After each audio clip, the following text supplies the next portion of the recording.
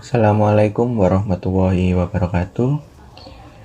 Perkenalkan, nama saya Ahmad Nasrul Hidayatullah dari kelas Teknik Informatika Malam NIM 18143210039. Di sini saya akan menjelaskan tentang praktikum data mining pre-processing.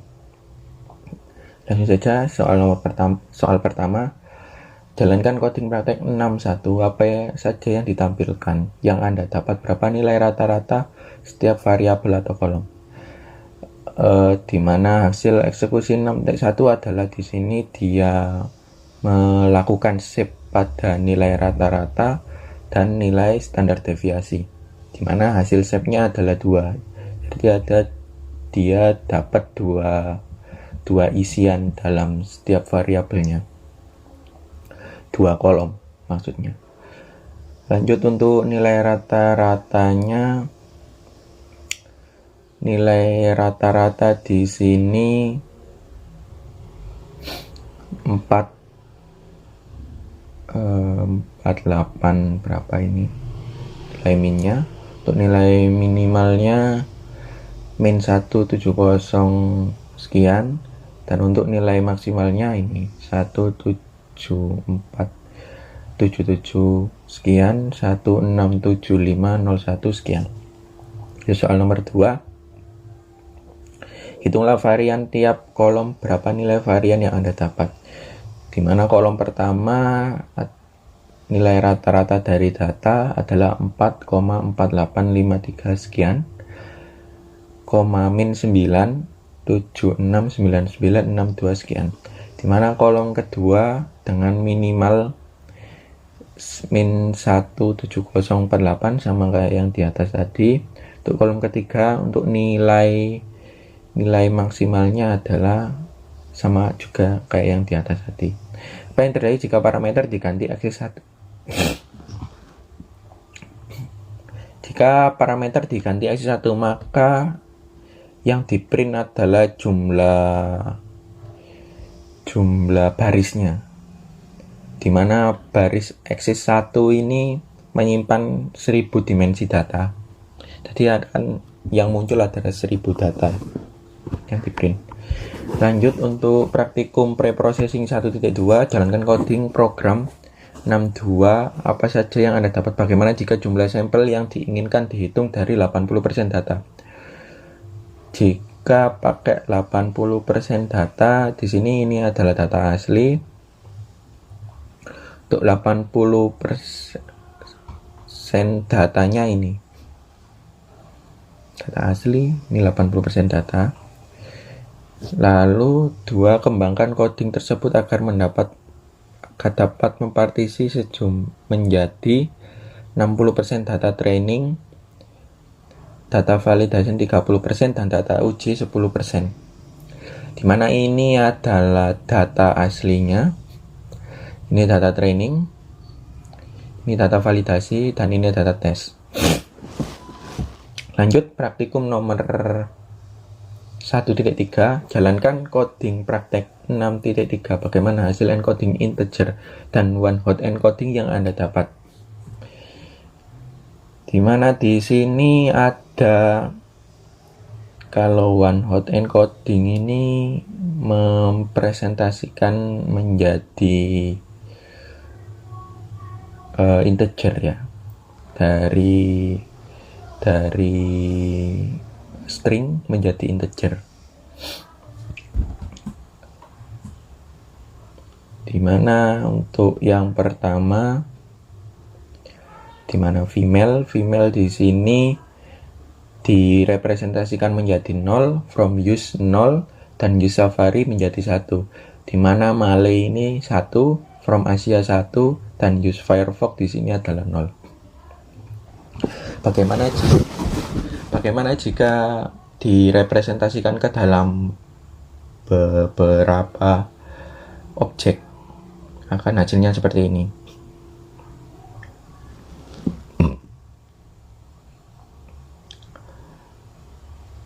Lanjut soal nomor 2. Jika data Malay from Africa uses, bagaimana hasil encoding integer dan one hot encoding yang Anda dapat? Jika pakai ini pakai X2 pakai ordinal, pakai integer berarti ya. Pakai integer hasilnya kayak gini.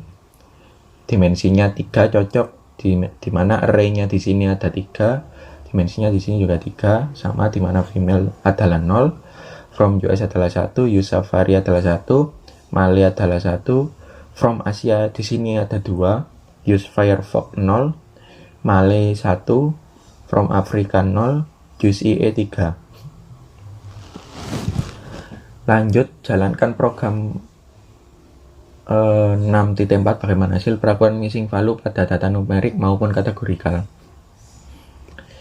Di mana di sini npnan ini adalah missing value, sebagai missing value, di mana semua array-nya sudah terisi kecuali npnan ini, dan di mana sistem sklearn.input ini akan memprediksi berapa data yang hilang tadi. Lanjut, di sini ada data 1, 2, 3, 7, 6. Lalu dia akan melakukan fitting pada data tersebut dan melakukan transform, di mana transform ini adalah memprediksinya. Di mana di sini adalah missing value-nya adalah 4. Sama juga untuk yang X4 ini, di mana missing value-nya di sini bedanya ada 2, di mana data yang tersedia hanya 2, 6, dan 7, 6. Lalu dia akan melakukan transform, di mana missing value yang hilang di sini adalah 4 dan 3,6667. Lanjut, untuk data missing value dengan kategori, kalau di sini kan dia pakai strateginya min kalau pakai integer ya, memprediksi integer. Kalau pakai string, dia akan melakukan strategi dengan menggunakan most frequent, di mana di sini string yang tersedia A, X, Y, A, B, Y, di mana data yang hilang ini akan ditransform menggunakan, jika ini adalah A, ini A, dan ini B sendiri, maka otomatis ini adalah A. Dan ini jika X, ini Y, dan ini Y, maka di antara ini pasti adalah Y. Itu adalah menggunakan cross frequency. Bisa dilihat untuk hasilnya A, B, X, Y, Y. Gunakan data ini sebagai model 5, 11, 94, npnan ini kosong ya, 6, 11, 5, 0, 7, 8, 0. Kemudian terapkan pada data berikut: 0, 6, 2, 4, 6, 9, 7, 0, 12, 4. Di sini saya masukkan data yang tadi ke dalam fungsi df, dan di sini saya akan melakukan klasifikasi, di mana missing value-nya adalah npnan dan menggunakan strategi min. Bisa dilihat untuk hasilnya di sini, di mana npnan yang pertama adalah 8,25, untuk 7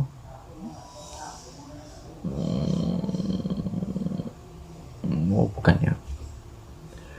Hasilnya di sini berarti yang ini ya, 15, 97, 94. Npnan yang pertama 8,25, npnan yang kedua 8,25 juga. Dan NP0 yang ketiga adalah 6,6. Untuk data yang diterapkan di sini, ini yang pertama adalah 8,25 NP0-nya.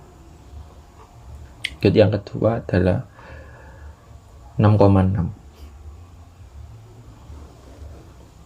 Lanjut soal berikutnya. Berikut adalah hasil dataset dengan variabel kategorial. Gunakan sebagai model dan bagaimana hasil perlakuan missing data. Mana di sini adalah Small Surabaya, Small Gresik, Medium Gresik, NP0 0 Sidoarjo, Small NP0 0, Large NP0. Mana di sini saya masukkan ke dalam variabel df, lalu menggunakan strategi merge frequency, lalu melakukan transform pada variabel tersebut dan menghasilkan data seperti ini. Di mana perlakuan missing value yang pertama adalah Sidoarjo. Sidoarjo di sini adalah diprediksi sebagai small. Lanjut untuk yang small di sini tetap NP0, jadi dia tidak tahu small yang mana. Soalnya merge frequency ini diloncat-loncati untuk itunya, jadi dia nggak kebaca. Oh ya, tetap nggak kebaca.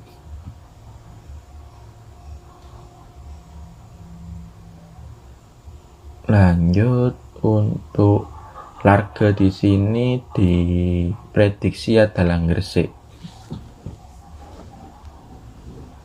Lanjut untuk soal tambahan untuk materi data mining preprocessing, di mana soal nomor 2 untuk hasil normalisasi lakukan 3 normalisasi 0,1, 0 min 1,1 dan non-linear masing-masing. Setelah dinormalisasi, hitunglah rata-rata sama rata-rata pada semua hasil normalisasi. Mana di sini adalah normalisasi 0,1 dengan rumus X. X ini adalah variabel yang menyimpan nilai data tadi. Nilai X dikurangi nilai minimal X dibagi nilai maksimal X dikurangi nilai minimal X. Di mana di sini ditemukan rata-ratanya 0,5 dengan nilai minimal 0, 0 dan min 1 dan nilai maksimal 1. Dengan standar deviasi 0,29 dan 0,296. Lanjut untuk normalisasi min 1,1, di mana untuk rumusnya sendiri adalah 2x min x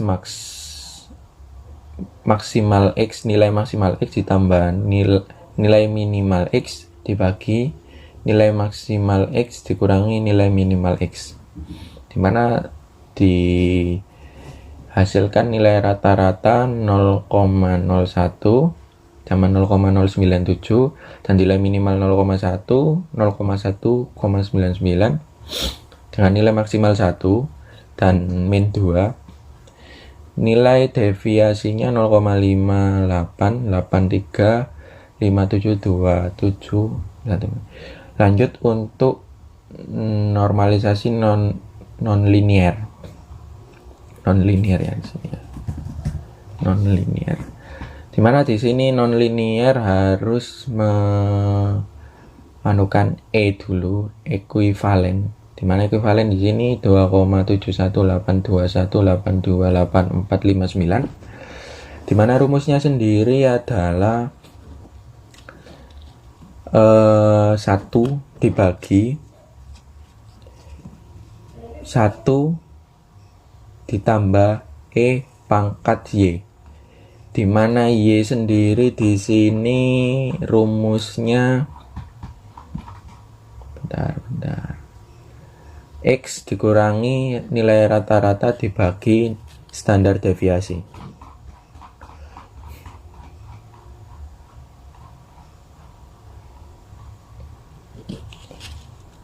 Pangkat min Y.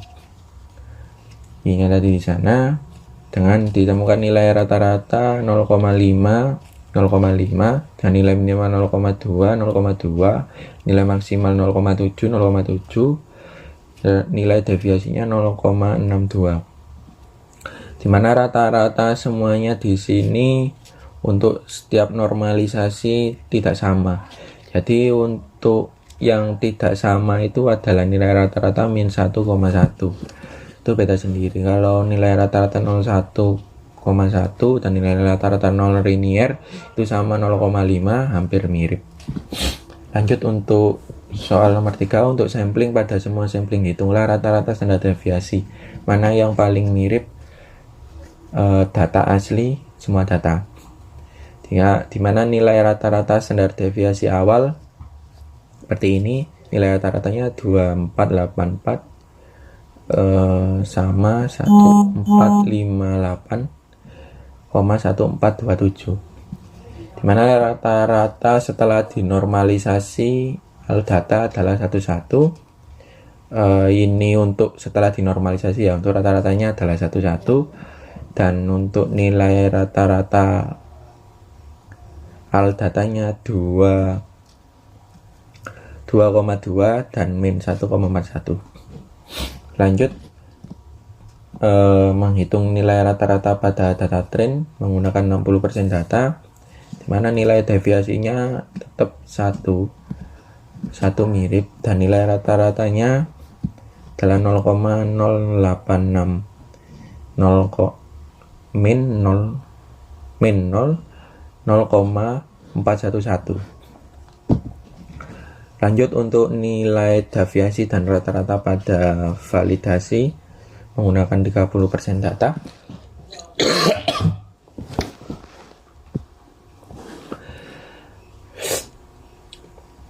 Di mana nilai deviasi di sini pada data validasi 1,01 dan 0,993, di mana nilai rata-ratanya adalah min 0,024 dan 0,015289. Lanjut untuk nilai deviasi pada data tes menggunakan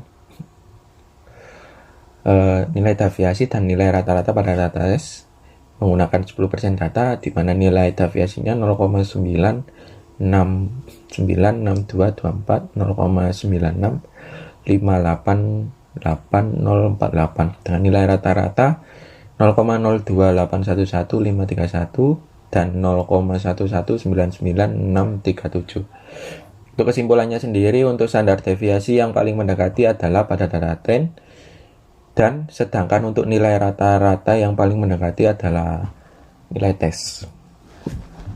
Sekian dari saya, kurang lebihnya saya mohon maaf. Saya akhiri. Assalamualaikum warahmatullahi wabarakatuh.